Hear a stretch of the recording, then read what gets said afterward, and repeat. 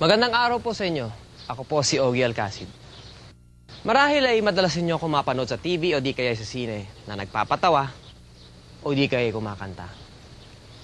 Pero sinisigurado ko po sa inyo na ang bagay na aking pag-uusapan ngayon ay isang bagay na hindi nakakatawa at lalong hindi nakakatuwa. Nais kong ibida sa inyo ang isang salot na lumalaganap sa ating kapaligiran. Salot na sumisira ng maraming mga buhay at nagwawasak ng maraming mga pangarap. Ito'y nananakal at pumapatay.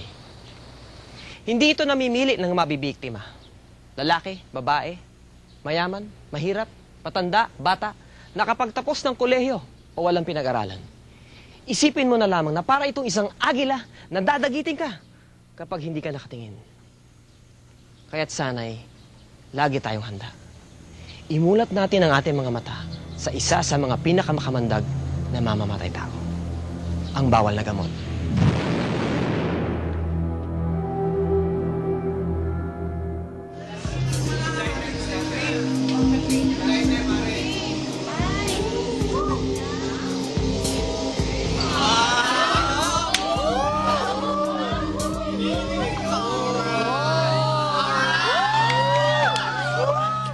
Ang drug trafficking o pagtutulak ng mga ipinagbabawal na gamot at maging ang addiction o pagkagumon dito ay lumalalang suliranin sa lahat ng panig ng mundo.